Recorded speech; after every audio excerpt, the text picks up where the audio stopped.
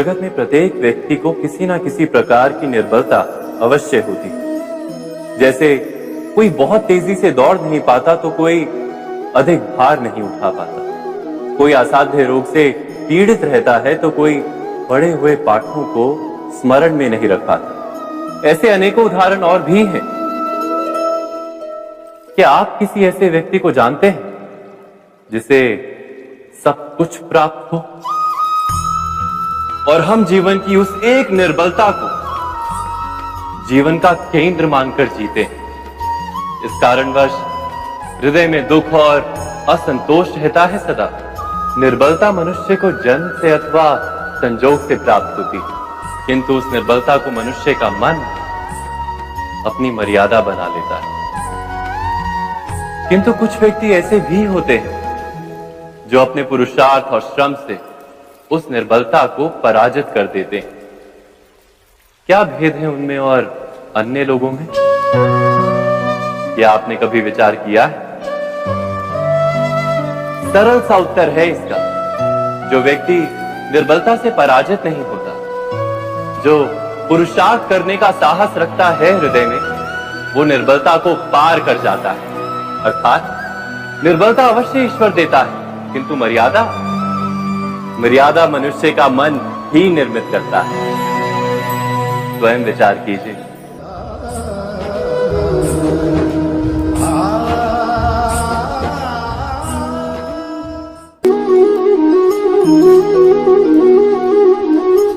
भविष्य का दूसरा नाम है संघर्ष।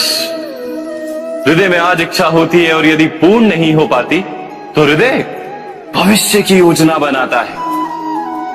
भविष्य में इच्छा पूर्ण होगी ऐसी कल्पना करता रहता है, किंतु जीवन ना तो भविष्य में है ना अतीत में।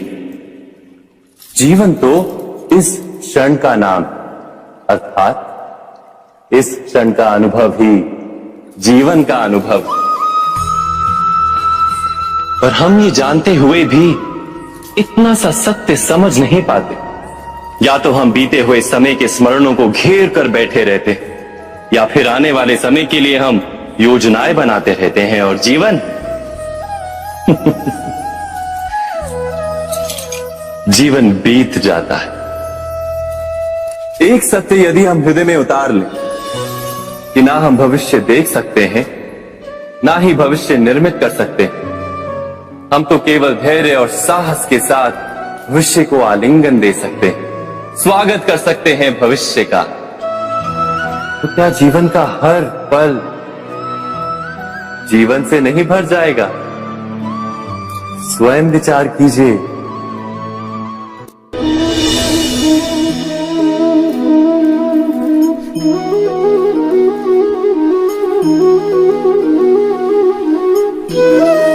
ज्ञान प्राप्ति सदा ही समर्पण से होती है, यह हम सब जानते हैं।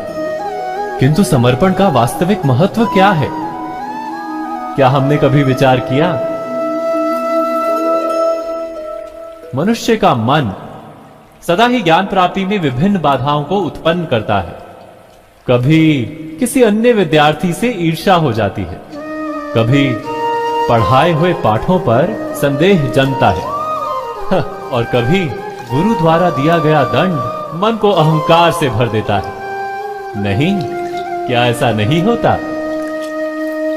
न जाने कैसे कैसे विचार मन को भटकाते हैं और मन की इसी अयोग्य स्थिति के कारण हम ज्ञान प्राप्त नहीं कर पाते।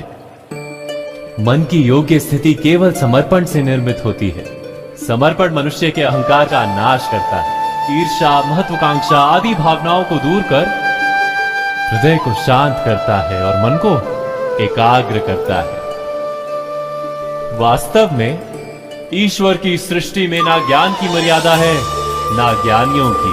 गुरु दत्तात्रेय ने तो गाय और श्वान से भी ज्ञान प्राप्त कर लिया था।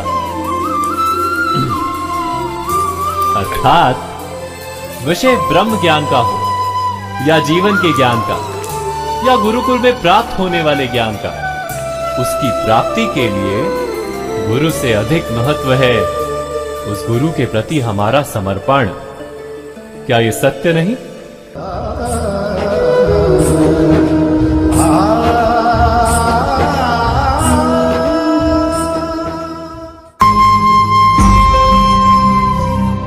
प्रत्येक मनुष्य के जीवन में ऐसा क्षण अवश्य आता है जब सारे स्वप्न, सारी आशाएं, सारे दृश्य ध्वस्त हो जाते हैं। जीवन के सारे आयोजन ही बिखर जाते हैं।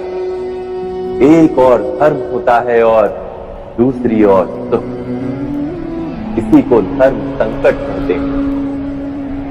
जब धर्म का वहन ही संकट हो और धर्म का त्याग ही सुख हो।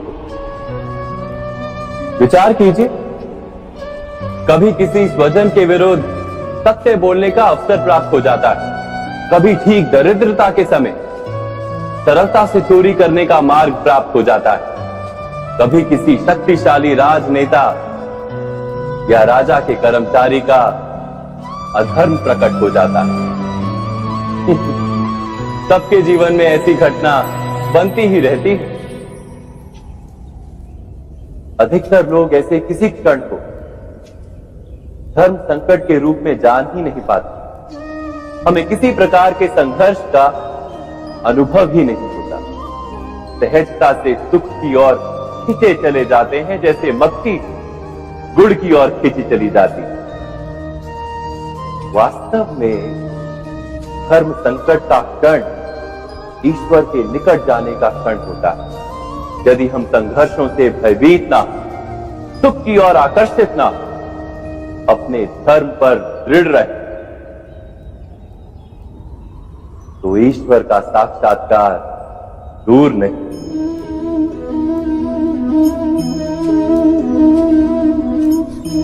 पवन से युद्ध करने वाला पत्ता यदि पेड़ से गिरता है तो भी आकाश की ओर उठता है। पवन से झुकने वाली घास वही भूमि पर रह जाती है। अर्थात धर्म संकट से यदि हम संकट को ही टाल दें तो सुख तो मिलता है, जीवन बढ़ता है, किंतु क्या चरित्र नहीं टूटता?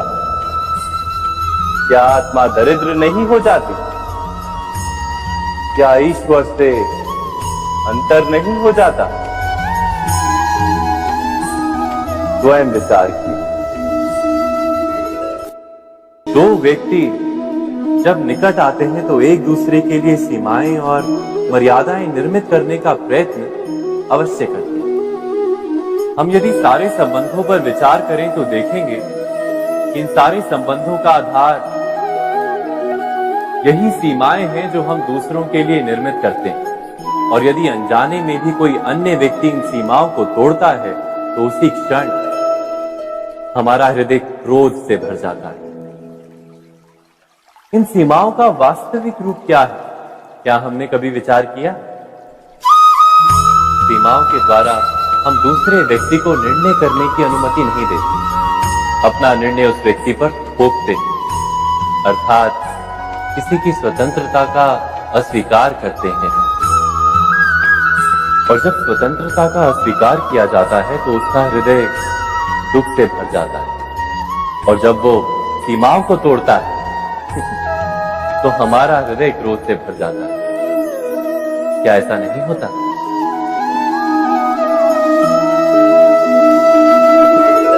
पर यदि एक दूसरे की स्वतंत्रता का सम्मान किया जाए तो किसी मर्यादाओं या सीमाओं की आवश्यकता ही नहीं होती। अर्थात जिस प्रकार स्वीकार किसी संबंध का देह है, क्या वैसे ही स्वतंत्रता किसी संबंध की आत्मा नहीं?